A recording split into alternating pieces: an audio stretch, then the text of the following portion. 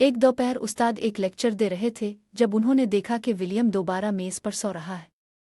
उस्ताद ने गुस्से से अपनी मेज़ पर जोर दिया और बुलंद आवाज़ में कहा, विलियम, तुम क्यों क्लास में दोबारा सो रहे हो? तुम बहुत सुस्त हो। मैं तुम्हारी माँ को मतला करूँगा। तालिब इल्मों ने मजाक उड़ाया, मगर विलियम ने सर झुका लिया और कुछ न कहा। यह हालत कई दिनों तक जारी रही।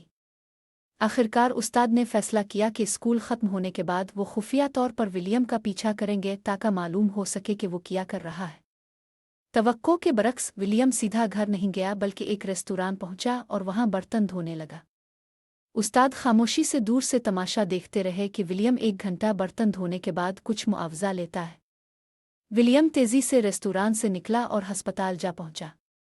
उस्ताद ने खामोशी से इसका पीछा किया और देखा कि विलियम अस्पताल के काउंटर पर कुछ तिब्बी बिल अदा कर रहा है। फिर वो वार्ड में दाखिल हुआ और नरमी से बिस्तर पर एक बूढ़ी औरत की देखभाल करने लगा। उस्ताद को सदमा हुआ और उन्होंने अमले से पूछा, जिन्होंने बताया कि ये विलियम की दादी हैं जो शदीद बीमार है। विलियम के वालिदैन का कुछ बरस पहले इंतकाल हो चुका था और वो अब अपनी दादी के साथ रहाइश पजीर है। स्कूल के बाद विलियम तिब्बी बिल अदा करने के लिए काम करता है। उस्ताद को ये मालूम होने पर काफ़ी अफसोस और जुर्म का एहसास हुआ। अगले दिन विलियम फिर क्लास में सो गया।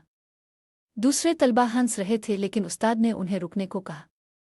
जब विलियम बेदार हुआ तो इसने देखा कि इसकी मेज़ पर एक लिफाफा है जिसमें पैसे थे और उसके साथ बैठे हम जमात मुस्कुराते हुए इसकी तरफ देख रहे थे। विलियम ने ताज्जुब से पूछा, ये क्या है? उस्ताद ने मुस्करा कर कहा, ये रकम क्लास ने तुम्हारी दादी के लिए जमा की है। हम उम्मीद करते हैं कि इस मुश्किल घड़ी में ये मददगार साबित होगी। ये सुनकर विलियम अपनी आंखों में आंसू ना रोक सका। हर हम जमात को कदर की निगाह से देखा और दिल खुश हो गया।